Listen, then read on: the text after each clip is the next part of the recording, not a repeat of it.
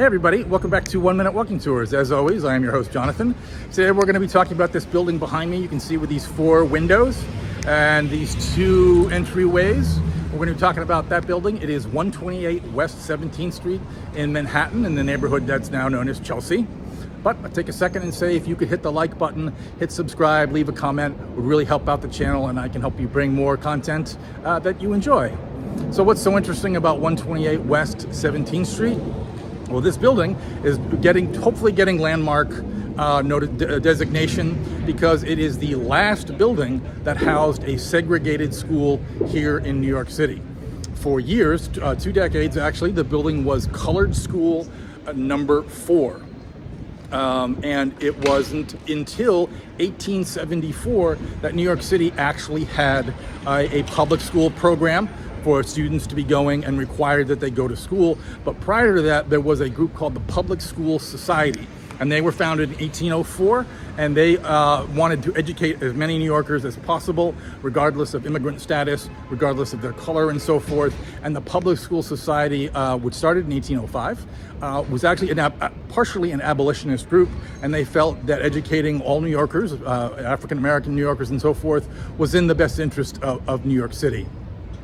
Now, as I said, it isn't until 1874 that the school will be officially recognized and designated as a colored school. And it's difficult to think of New York with all of its inclusion and all of its diversity as a place that had been segregated. But it was, and it had segregated hotels. There was, I mentioned in my video about Chester A. Arthur, that there was a lawsuit to desegregate the city's streetcars.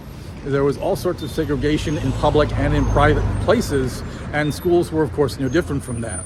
Now, during the draft riots in 1863, the children and the teachers who were in this building were kept in there by an angry mob who was looking to do them harm and do them violence. Draft riots was really a shameful experience here in New York City, propelled by racial tensions, certainly by class tensions, fears about New York City and its role in the Civil War. The draft announcements had been made right after the Battle of Gettysburg with its long lists of casualties. So people were pretty angry, and the lower rungs of New York City society, you have your Irish immigrants in there, of which my family was one, trying to take out their anger on people who they felt were on the lower rung than them, and that would be black New Yorkers most severely.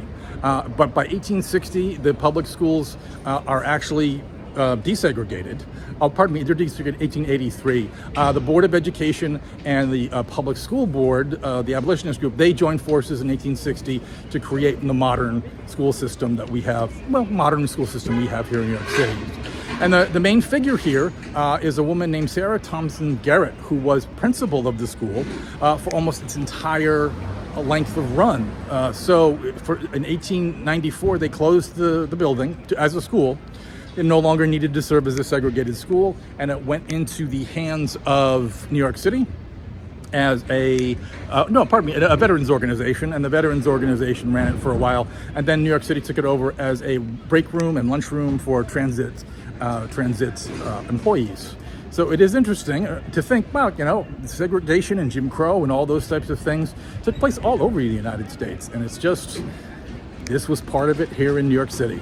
Well, if you enjoyed this tour, I hope you will hit that like button, and we'll see you here soon on 1 Minute Walking Tours.